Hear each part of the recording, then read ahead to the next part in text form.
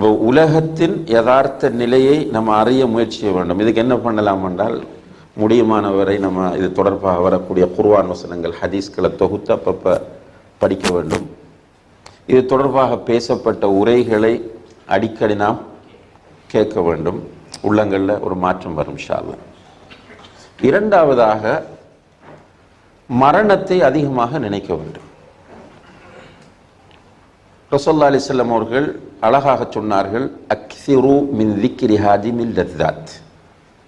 Lassa என்று சொன்னால் இன்பம். இன்பங்களை எல்லாம் உடைத்தெறியக்கூடியதை நீங்கள் அதிகமாக நினைவுபடுத்துங்கள் என்று சொன்னார்கள். 3 தடவை சொன்னாங்க. உங்களுடைய ஆசைகள், இச்சைகளை உடைத்தெறியக்கூடியதை அதிகமாக நீங்கள் நினைவுபடுத்துங்கள் என்று சொன்னார்கள். சொல்லிட்டு முடித்தார்கள், அல் மௌத், அதுதான் மௌத் என்றார்கள். இப்போ மௌத்தை அதிகமாக நினைக்க வேண்டும். மௌத்தை அதிகமாக நினைப்பது உலகத்திலிருந்து ஒரு அளவுக்கு நம்மை விடுவிக்கும். நம்ம வட்டியோட மௌத்தானால், கடனுடன் நம்ம மௌத்தானால், ரைட், ஆடம்பரமும் வீண்விரயமும் செய்த நிலையில் நம்ம மௌத்தானால்,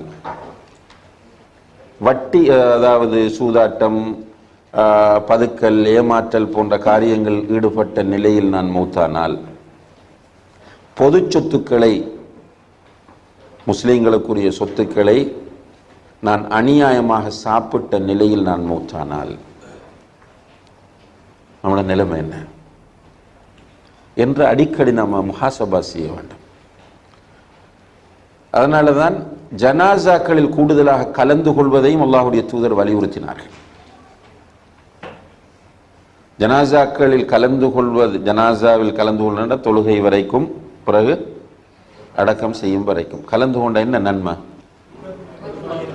2 கீராத் நன்மை கிடைக்கும். மையத்தை அந்த வீட்டில் இருந்து தொழுகிற இடம் வரைக்கும் கொண்டு வந்து, பிறகு தொழுகிற இடத்தில் தொழுகை முடித்து விட்டு அடக்குகிற இடம் வரைக்கும் பின்னால போனால் நமக்கு 2 கீராத் நன்மைகள் கிடைக்கும் என்றார்கள். 2 கீராத் என்றால் சஹாபாக்களை கேட்டார்கள், என்ன யார் ரசூலுல்லாஹ் கீராத் கீராத் என்கிறீர்கள்? ரசூலுல்லாஹி அலைஹி வஸல்லம் அவர்கள் சொன்னார்கள், கீராத் என்பது ஒரு உஹது மலை அளவு என்றார்கள். நீ உம்ரா ஹஜ்ஜுக்கு போயிருந்தால் மதீனாவுக்கு போயிருப்பீர்கள். மதீனாவில் ஒரு மலைக்குன்று இருக்கிறது உஹதில், அதல்ல, அது ஜபலுர் ருமாத் என்று சொல்லப்படும். உஹது மலை என்பது அந்த மஸ்ஜித், அந்த மலைக்குன்றை சூழ ஒரு மலை தொடர் இருக்கிறது, அதான் உஹது மலை. அந்த மலையளவு டபுள், இரட்டிப்பாக கூலி கிடைக்கும். அப்போ ஒரு சிறிய விஷயம் அது. இந்த அமல் உண்மையிலே ஒரு ஹார்ட், கஷ்டப்பட்டு செய்ய வேண்டிய அமலா? ஜனாசாவை பின்துயர்வது என்பது கஷ்டப்படக்கூடிய ஒரு அமல் அல்ல. இப்போ அல்லாஹுடைய தூதர் ஸல்லல்லாஹு அலைஹி வஸல்லம் அவர்கள் இப்படியான ஒரு அமலுக்கு அதிகமான நன்மையை சொல்லுகிறார்கள் என்றால் அந்த அமல் முக்கியமானது என்பதுதான் அங்கே அதனுடைய அர்த்தமாகும். அப்போ ஜனாசாவுக்கு பின்னால போகும்போது என்ன வரும் நமக்கு ஃபீலிங்? இப்போ நம்மளை தூக்கிட்டு போனா இந்த சந்தூக்கில், எங்கள் நாட்டில் சந்தூக்குன்னு சொல்லுவாங்க, சுந்தூக்கு, அந்த சந்தூக்கில் தூக்கக்கூடிய, கொண்டு செல்லக்கூடிய அந்த மையத்தாக நான் இருந்திருந்தால் என்கிற ஒரு கேள்வி நம்முடைய மனக்கண் முன்னால் வரும்போது நிச்சயமாக நாம் தௌபா செய்வோம், இஸ்திக்ஃபார் செய்வோம், இந்த மோசமான விஷயங்கள்ல இருந்து விடுபடுவதற்கு முயற்சி செய்வோம். இது மிக முக்கியமான ஒரு அம்சம், மௌத்தை அதிகமாக நினைவுபடுத்துவது. அடுத்தது மறுமை. மறுமையிலே அல்லாஹு தஆலா நம் எல்லோரையும் எழுப்புவான் என்பது நம்முடைய ஈமான், அசைக்க முடியாத நம்பிக்கை. பூமியை வேறு பூமியாக மாற்றுவான். சூரியனை நம்முடைய தலைக்கு 1 மைலுக்கு மேல் கொண்டு வந்து வைத்து விடுவான். உடம்பில் ஆடை இருக்காது, காலிலே செருப்பும் இருக்காது. நிலம் மணல் உள்ள நிலமாகவும் இருக்காது. அப்போ இந்த தார் போட்டது போல அல்லது சுடப்பட்ட ரொட்டியை போன்று இருக்கும் என்று அல்லாஹ்வுடைய தூதர் ஸல்லல்லாஹு அலைஹி வஸல்லம் அவர்கள் சொல்கிறார்கள். அந்த இடத்தில் மனிதர்கள் வியர்வையில் மூழ்கடிக்கப்படுவார்கள். அல்லாஹு தஆலா மலக்குகள் அணி அணியாக நிற்கும் போது வருவான். வந்த பிறகு அல்லாஹ் எல்லோரோடும் பேசுவான். அது கஷ்டம் இல்லை. முதல் கொஞ்சம் விளங்கப்படுத்துறது கூட கஷ்டமாக இருந்துச்சுன்னா, இன்றைக்கு இந்த ஜிபிஎஸ்ஸை பாருங்கள், ஒரே வாய்ஸ் உலகத்தில் உள்ள எல்லோரோடையும் பேசுதா இல்லையா? ஒரே வாய்ஸ் தான், டிஃப்ரெண்ட் வாய்ஸ் இல்லை. உதாரணத்துக்கு சொல்கிறேன், இப்போ இது அல்லாஹ்வுடைய சாதாரணமான அற்பமான படைப்பினால் இது சாத்தியம் என்றால், ரப்புல் ஆலமீன் ஒரே நேரத்தில் எல்லோரோடும் பேசுவது என்பது வெரி சிம்பிள். அல்லாஹ் எல்லோரோடும் பேசுவான். அப்படி பேசும்போதும் 4 பிரதானமான கேள்விகளை அல்லாஹ் கேட்பான். அந்த கேள்விகளுக்கு பதில் சொல்லாமல் ஒரு அடியான் அந்த இடத்திலிருந்து முதல் கேள்வி என்ன? உன்னுடைய ஆயுளை நீ எப்படி கழித்தாய்? இந்த கேள்விக்கு நம்ம எல்லாரும் கண்டிப்பாக பதில் சொல்லியா. இரண்டாவது கேள்வி, உன்னுடைய இளமை காலத்தை நீ எப்படி செலவிட்டாய்? மூன்றாவது கேள்வி, உன்னுடைய பொருளாதாரம் எப்படி வந்தது, எப்படி போனது, எப்படி சம்பாதித்தா, எப்படி செலவு செய்தாய்? நான்காவது கேள்வி, உன்னுடைய இல்மை கொண்டு நீ என்ன செய்தாய்? இந்த 4 கேள்விகளுக்கும் பதில் சொல்லாமல் ஒரு அடியானுடைய பாதம் அசையாது, நகராது என்று அல்லாஹ்வுடைய தூதர் ஸல்லல்லாஹு அலைஹி வஸல்லம் சொல்றார். இப்ப இதை நம்ம நினைத்து பார்க்க வேண்டும். பொருளாதாரம் எப்படி வந்தது, எப்படி போனது? உண்மையிலே ஹலாலான முறையில் நம்முடைய பொருளாதாரம் நமக்கு வர வேண்டும் என்பதில் நாம் எல்லோரும் உறுதியாகவும் தெளிவாகவும் இருக்க வேண்டும்.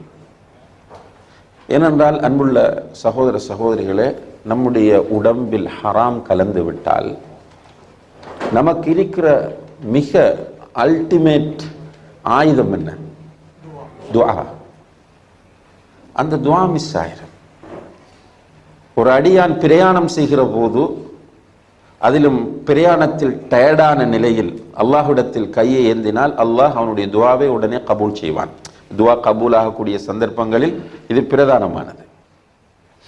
ரசூலுல்லாஹி அலைஹி வஸல்லம் அவர்கள் அப்படியான ஒரு மனிதரை பற்றி குறிப்பிடுகிறார்கள். நீண்ட பயணம் செய்கிறான், ட்ரெஸ் எல்லாம் அழுக்கு படிந்திருக்கிறது, தலையில் புழுதி படைந்திருக்கிறது. அவனுக்கு ஒரு தேவை வந்து தன்னுடைய 2 கரங்களையும் பிரயாணத்தில் இருந்தபடியே அல்லாஹ்வின் பக்கம் உயர்த்தி யா ரப் யா ரப் என்று மன்றாடுகிறான். உண்மையிலேயே அவனுடைய துஆ கபூலாக வேண்டுமா இல்லையா? கபூலாக வேண்டும். அல்லாஹ்வுடைய தூதர் சொல்கிறார்கள், இவனுடைய துஆ கபூலாகவில்லை. ஏனென்றால் மத்அமுஹு ஹராம் வ மல்பஸுஹு ஹராம் வ மஷ்ரபுஹு ஹராம் வ குஸ்ஸிய பில் ஹராம். இவனுடைய ஆடை ஹராம், இவனுடைய உணவு ஹராம், இவனுடைய பானம் ஹராம், இவனுடைய வாழ்க்கையே ஹராம். ஃபஅன்னா யுஸ்தஜாபு லஹ், அவனுக்கு எப்படி பதில் கொடுக்கப்படும் என்று அல்லாஹ்வுடைய தூதர் ஸல்லல்லாஹு அலைஹி வஸல்லம் அவர்கள் கேட்கிறார்கள். இதனால தான் சஹாபா பெருமக்கள் ஹராம் விஷயத்தில் மிக மிக எச்சரிக்கையாக இருந்தார்கள். ரசூல் ஸல்லல்லாஹு அலைஹி வஸல்லம் அவர்கள் அதில் முதல் நிலையில் இருந்தார்கள். உங்கள் எல்லோருக்கும் பரிச்சயமான கேள்விப்பட்ட ஒரு சம்பவம் தான் அவருடைய பேரப்பிள்ளை வந்து பேரிச்சம்பழம் எடுத்தது. ரசூலுல்லாஹி அலைஹி வஸல்லம் அவர்களுடைய குடும்பத்திற்கு அல்லாஹ் சதக்காவை ஹராமாக்கிட்டான். அது அல்லாஹ்வுடைய ஹிக்மத். சதக்கா அவங்க எடுக்க முடியாது, சதக்கா சாப்பிடவும் முடியாது. அப்போ ஒரு நாள் மஸ்ஜிதிலே சதக்கா பேரிச்சம்பழங்கள் கொண்டு வந்து குவிக்கப்பட்டிருக்கிறார். பள்ளிவாசலுக்குள்ள பேரிச்சம்பழத்தை கொண்டு வந்து குவிச்சிருக்காங்க, பேக்கில் போட்டல்ல. இப்போ ஒரு சின்ன பையன் பள்ளிக்குள்ளே வந்த முதல்ல என்ன செய்வார்? அப்படி குவிந்திருக்கிற பேரிச்சம்பழங்கள்ல எடுத்து சாப்பிடுவார். ஹசன் அல்லது ஹுசைன் ரலியல்லாஹு அன்ஹுமா, சின்ன பிள்ளை 3 அல்லது 2 வயசு, ஓடி போய் ஒரு பேரிச்சம்பழத்தை எடுத்து வாயில் போடுகிறார். அல்லாஹ்வுடைய தூதர் ஸல்லல்லாஹு அலைஹி வஸல்லம் அவர்கள் உட்கார்ந்திருந்தவர்கள் எழுந்து, மகனே கஹ் கஹ் துப்புங்கள் துப்புங்கள் என்று ஓடி போய் வாய்க்குள்ள கையை போட்டு பேரிச்சம்பழத்தை வெளியே எடுத்துட்டு சொல்றாங்க, அமா தஅலம் அன்ன ஸதகத ஹராமுன் அலைனா, நமக்கு தெரியாத நமக்கு சதக்கா ஹராம் என்பது. உண்மையிலே ஹசன் ரலியல்லாஹு அன்ஹு சாப்பிட்டு இருந்தால் அவங்களுக்கு ஏதாவது பிரச்சனையா இல்லை. ஆனால் அல்லாஹ்வுடைய தூதர் ஸல்லல்லாஹு அலைஹி வஸல்லம் அவர்கள் பார்த்து கொண்டிருக்க முடியாது. அதனால தான் அபூபக்கர் சித்திக் ரலியல்லாஹு அன்ஹு அவர்களும் ஒரு சந்தர்ப்பத்தில் அவர்களுடைய வேலைக்கார பையன் ஒரு உணவை கொண்டு வந்து கொடுக்கும்போது சாப்பிட்டார்கள். சாப்பிட்டு முடிந்ததும் அந்த பையன் கேட்கிறான், அபூபக்கரே இது எப்படி கிடைத்தது என்று உங்களுக்கு தெரியுமாண்டு. நீ கொடுத்தா சாப்பிட்டேன். இல்லை அபூபக்கரே, நான் ஜாஹிலிய காலத்தில் இருக்கும்போது ஒருவர் வந்து என்னிடம் ஜோசியம் சொல்லுமாறு கேட்டார். ஆனால் உண்மை எனக்கு ஜோசியம் தெரியாது. அந்த காலத்தில் ஜோசியம் சொன்னால் பணம் கொடுப்பார்கள். அதை டார்கெட் பண்ணி நான் என்ன பண்ணேன் என்றால் அவனுக்கு பொய்யாக ஒரு ஜோசியம் சொன்னேன். அவன் அதை நம்பிட்டு போயிட்டான். நான் பணம் தரல. இன்று அவனை சந்தித்தேன். அந்த பணத்தை கொடுத்தான். அதற்கு நான் வாங்கிய பொருள் தான் இது என்ற போது உடனடியாக அபூபக்கர் சித்திக் ரலியல்லாஹு அன்ஹு அவர்கள் தன்னுடைய விரல்களை வாயினுள் விட்டு வாந்தி எடுத்தார்கள்.